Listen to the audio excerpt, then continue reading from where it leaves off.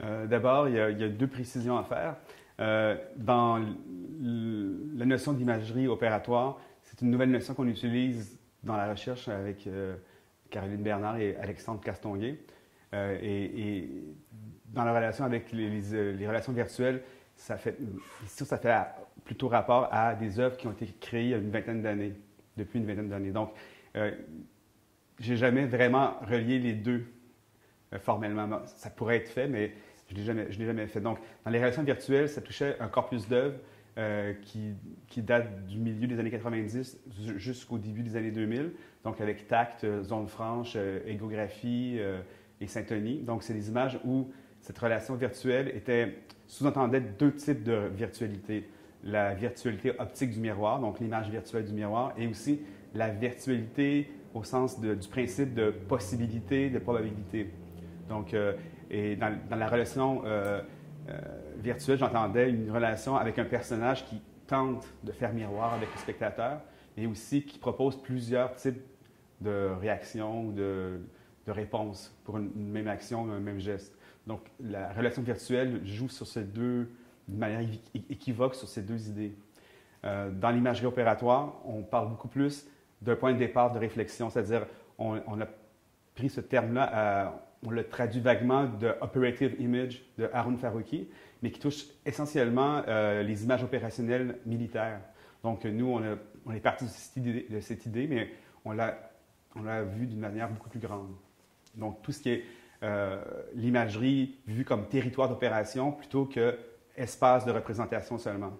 Donc, quand on parle d'image opératoire, on sous-entend que l'image est un territoire et non plus seulement un espace, une surface.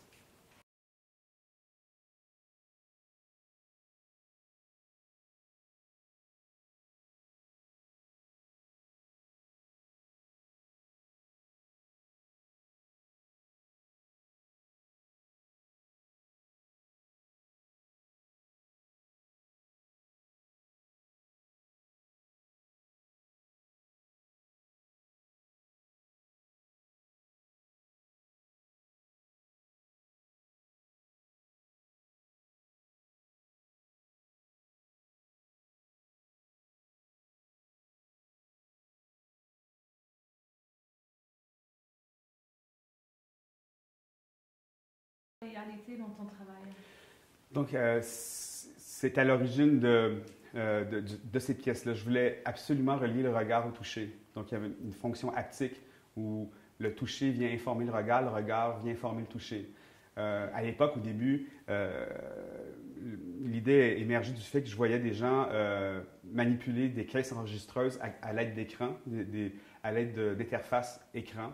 Je me disais, bon, on peut faire plus que toucher à des claviers virtuels. On pourrait établir un contact avec le toucher de manière esthétique. Donc, l'idée qui m'est venue, c'est carrément de toucher à l'autre qui était l'enjeu. Donc, Zone Franche a été le premier projet. On peut caresser un corps qui se déplace. Dans ce cas-là, c'est une animation d'une photographie qui peut varier au toucher. On voit apparaître des scarifications, des mots scarifiés sur la peau en déplaçant le regard avec le toucher. Donc, sur les chevilles, on peut voir un mot, on les touche, ce mot se transforme et on entend une réplique vocale qui vient commenter la transformation sur l'épiderme. On se déplace ailleurs, on arrive au plexus, on a d'autres termes, on touche à plusieurs reprises, le mot prend plusieurs formes et les répliques changent à mesure qu'on navigue sur le corps. Donc, c'est une animation de photographie. À l'époque, les ordinateurs ne pouvaient pas afficher plus de 256 niveaux de couleurs ou de gris. Donc, j'ai décidé de travailler en noir et blanc pour avoir la meilleure qualité d'image, pour éviter les effets de pointillés. Donc, c'est un personnage féminin qui nous raconte sa vie mentale. On a accès à sa mémoire par l'épiderme. Mais son épiderme est toujours en train de se transformer, bien que les scarifications sont censées être permanentes. Dans ce projet-là, elles se transforment et prennent d'autres formes au rythme de fondu enchaîné. Donc, c'est assez rapide. Donc, c'est un corps en mutation, comme l'esprit peut être en mutation avec des connexions neuronales, tout ça. Donc, on voit sur l'épiderme le fonctionnement de la mémoire, finalement. Donc, c'est pour TAC, Zone Franche plutôt. TAC, c'est un visage qu'on peut contrôler au doigt et à l'œil et qui est déformé pour devenir monstrueux au contact de notre main, notre toucher. Et donc, il s'écrase sur la surface de l'écran et en caressant l'écran, on maltraite le visage qu'on voit. Et donc, ça nous met en position de contrôle sur un visage. Si on relâche l'attention, l'image devient floue et puis on perd la vision des traits, des yeux, du nez, tout ça. Et quand on retouche, on voit le visage s'aplatir et on peut le contrôler, comme je disais, au doigt et à l'œil. On pourrait développer les autres, mais je ne sais pas si ça vaut la peine ou c'est trop détaillé. Si c'est par rapport à ta conception de ce rapport entre le visuel et le toucher, si tu as précisé, c'est... Pour moi, le toucher est vraiment important, c'est parce que souvent, on voit les technologies numériques comme des technologies immatérielles. Je ne crois pas qu'elles sont immatérielles. Quand on travaille avec ces technologies-là, on voit très bien quel matériel ça exige, que l'information ne peut pas flotter dans l'éther. L'information est inscrite sur des disques durs. Ces disques durs-là sont manipulés par des interfaces, des claviers, des souris, des écrans tactiles. Donc, il y a tout un appareillage matériel qui touche à une information pour nous. Donc, le fait pour moi de toucher à l'image, de toucher à l'information, devenait important. En utilisant les interfaces tactiles, ça me permettait de faire la distinction entre ce qui était immatériel et intangible, tangible. Donc, pour moi, la distinction est plus importante de comprendre le numérique dans sa facette intangible et sa facette tangible plutôt que de dire c'était matériel et matériel. Donc, il y avait cette idée. Le fait de toucher aussi amenait une sensualité et aussi un rapport à la contemplation qui est active. C'est-à-dire, normalement, toute lecture d'une image est participative. Sauf que si je regarde un tableau, ma participation est implicite. Lorsque je touche une image, ma participation devient explicite. Donc, il y a une grande différence parce que du moment que je touche à une image, je deviens aussi l'objet du regard des autres spectateurs. Mais si je ne fais que regarder, c'est très rare, les gens vont regarder, quelqu'un regarder. Mais dès qu'on touche, on devient un élément de l'œuvre. Et donc, il y a une forme d'inhibition pour certains d'aller manipuler l'œuvre. Et pour d'autres, il y a un intérêt à s'exhiber en train de regarder. Parce qu'il y a un engagement. Si on touche un corps nu, il peut y avoir une certaine gêne d'être vu en train d'explorer certaines zones plutôt que d'autres. Donc, il y a vraiment une exposition de soi dans l'utilisation de l'œuvre. On n'est plus seulement dans un regard implicite, mais un regard explicite qui devient action pour les autres. Donc, tout ça, le toucher, amène cet aspect-là dans la lecture de l'œuvre d'art.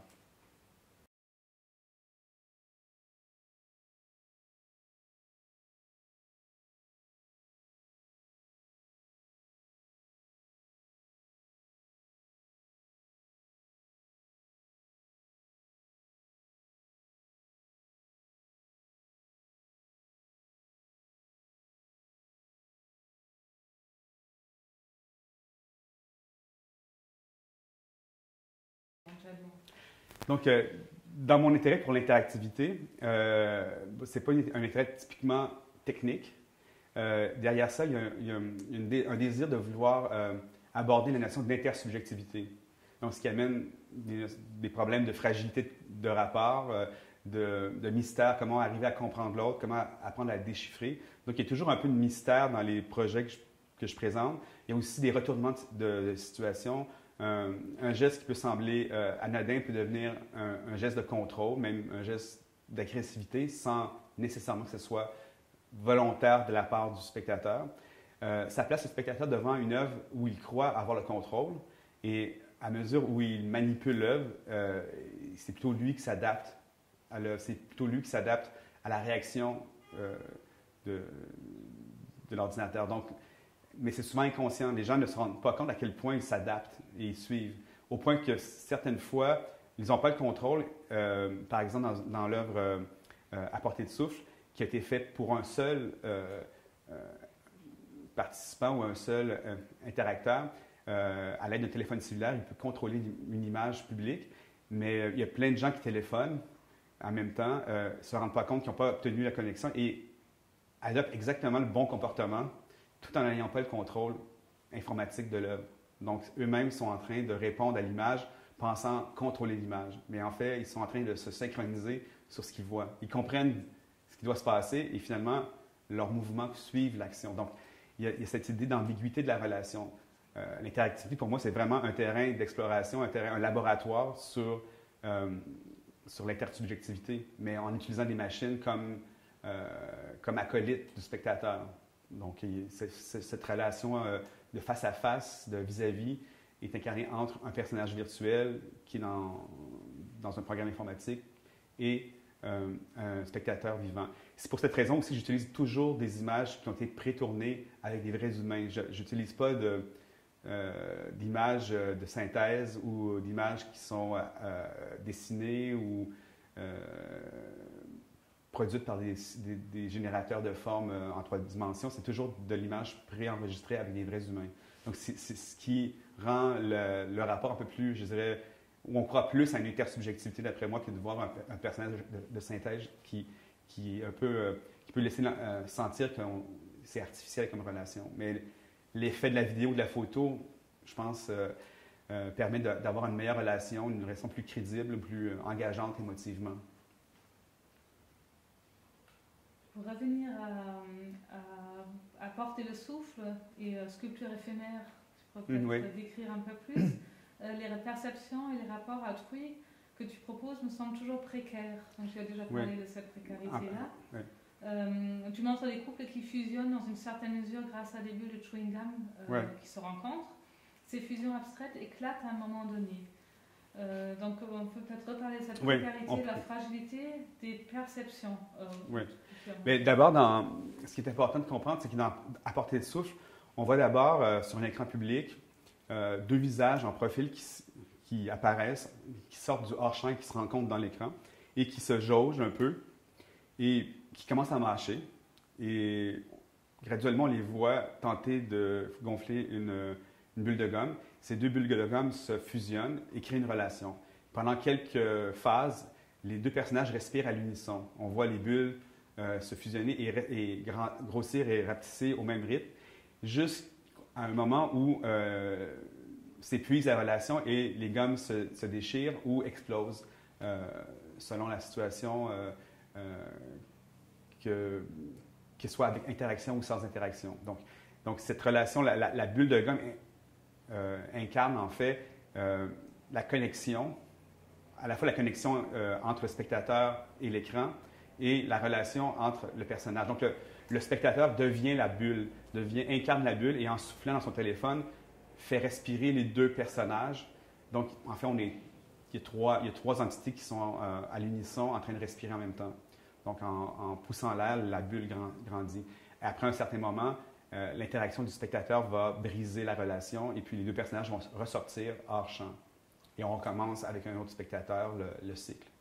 Dans les sculptures éphémères, c'est un projet qui est un peu dérivé de la même idée, mais on a gardé simplement un moment, après de multiples prises de vue, on a gardé des moments clés où on voyait des sculptures apparaître dans la fusion des bulles de gomme, mais ces images-là ne pouvaient pas être utilisées dans l'interaction vidéo, mais devenaient un projet parallèle où c'est les accidents plastiques qui arrivaient dans le jeu des fusions et des défusions. Donc, c'était un travail à la fois performatif. Il a fallu apprendre à mâcher des énormes quantités de gomme à mâcher, à retirer la quantité de sucre nécessaire. Donc, il y avait un travail sur la matière. Après, on a commencé à faire des sculptures et on a terminé avec cette œuvre interactive où, justement, la relation est incarnée dans le temps à travers la respiration à l'unisson.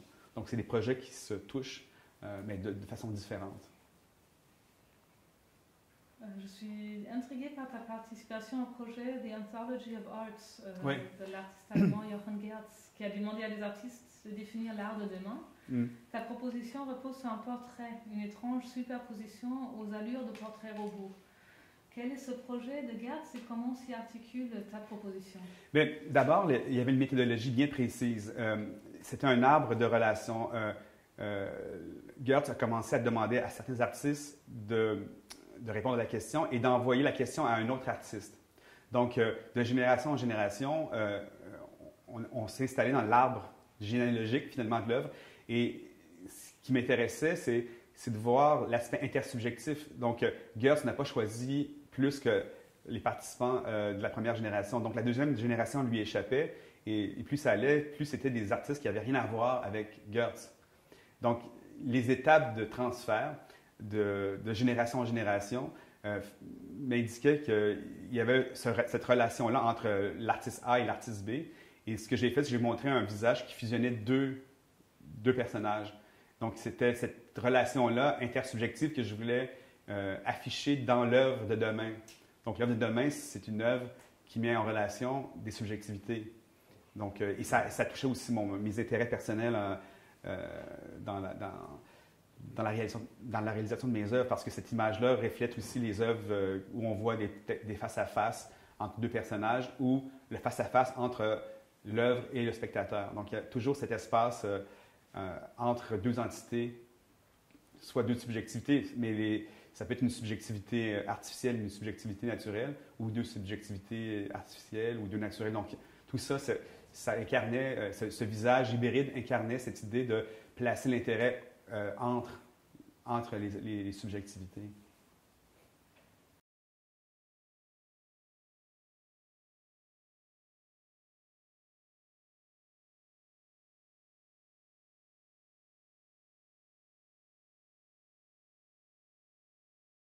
Donc on a parlé beaucoup des œuvres qui utilisaient le toucher, mais il y a aussi une autre série d'œuvres qui utilisent le souffle. Donc, à partir de la portée de souffle, Brainstorm et Tourmente sont tous des projets faits pour les écrans publics où le souffle est transmis par les téléphones cellulaires à l'image. Donc, chacun de ces projets-là amène une nuance différente. Dans le cas de Brainstorm, on a laissé tomber le téléphone cellulaire parce qu'on avait une salle, une salle à combler, et c'était un projet qui était en principe unique. Donc, on a utilisé un anémomètre, ou plutôt que le téléphone cellulaire, pour pouvoir travailler autrement. On revient avec Tourmente, avec la téléphonie cellulaire. Et dans ce cas-là, quand on souffle, on lance une violente bourrasque de vent dans le visage d'un personnage. Au premier regard, on voit un personnage troublé, on lui demande de téléphoner, on téléphone, on souffle, en suivant les directives qui s'affichent à l'écran. Et en soufflant, on se rend compte qu'on vient de complètement bouleverser, d'agresser le personnage avec une violente bouffée d'air qui équivaut à peu près à 200 km à l'heure, un courant d'air qui équivaut à peu près à 200 km à l'heure. Donc, ça équivaut à tomber en parachute. Donc, les gens sont complètement agressés. Par la suite, lorsque le vent arrête, bien, ils sont traumatisés nécessairement. Mais le traumatisme, on le voit avant de poser le geste. Donc, en téléphonant, on nous dit d'où vient cet air. Vous pouvez téléphoner pour le savoir.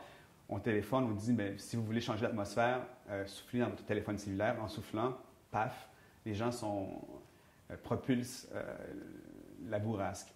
Donc, ça a été fait pour l'espace public pour justement nous ramener graduellement à penser à notre impact à travers les technologies, de montrer qu'on a un impact sur l'autre. Et que cet impact-là, l'interface, même s'il est ludique, pourrait avoir d'autres fonctions que le ludisme. Donc, on peut annoncer des mauvaises nouvelles avec un texto qui peuvent avoir le même impact qu'un choc, un très grand choc. Donc, souvent, le filtrage des technologies nous empêche de voir souvent la conséquence de nos gestes. Donc, c'est un peu cette idée qui était derrière ça, c'est d'une manière ludique de renverser une situation qui semble anodine.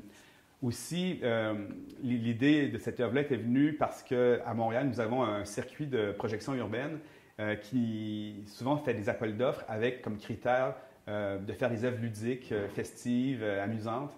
Il n'y a pas de place pour la critique. Donc, j'ai essayé de trouver une façon ludique d'aborder la détresse humaine, l'agression, et que ça puisse rentrer dans le cadre esthétique du concours. Donc, c'est une façon de détourner les règles du concours en abordant des sujets qui ne sont pas nécessairement souhaités dans ce cadre de projection publique. Que ça t'intéresse de nous parler du programme de recherche sur les images opératoires? Donc, c'est un nouveau programme. Le programme Au-delà des images opératoires est un point de départ. Comme je le disais plus tôt, on a été inspiré par le concept de Operative Image de Haroun Farouki, mais on veut en sortir. C'est un point de départ. Donc, le point de départ, c'est il y a des images qui sont créées pour les machines, pour les aider à prendre des décisions, faire des opérations. Et on s'est dit quel impact peuvent avoir ces images-là sur la subjectivité humaine. Quand on prend acte de leur existence, qu'est-ce que ça provoque comme imaginaire? Comment on peut récupérer ce type de technologie et en la réinsérant dans une démarche artistique qui serait plus subjective ou métaphorique, fictive, et de voir comment on renvoie ce regard-là aux machines, mais avec une réplique humaine. Donc, c'est tout nouveau. On ne connaît pas encore les pistes de création. On est en plein mode de réflexion sur les prémices. Mais on va voir c'est un programme de 3 ans, donc on va voir dans les prochaines années comment l'imaginaire des membres du groupe vont réagir à ce concept d'image opératoire. Mais on ne va pas nécessairement refaire des images opératoires comme les militaires le font ou comme les médecins peuvent le faire. Donc, on essaie de détourner, de dévier, de chercher les défaillances, de provoquer des effets étonnants, mais sans respecter l'usage d'origine de ces images-là. Donc, c'est un peu une réplique des humains de faire des images faites par des humains face à des images faites pour et par les machines. Merci beaucoup. Oui. Merci.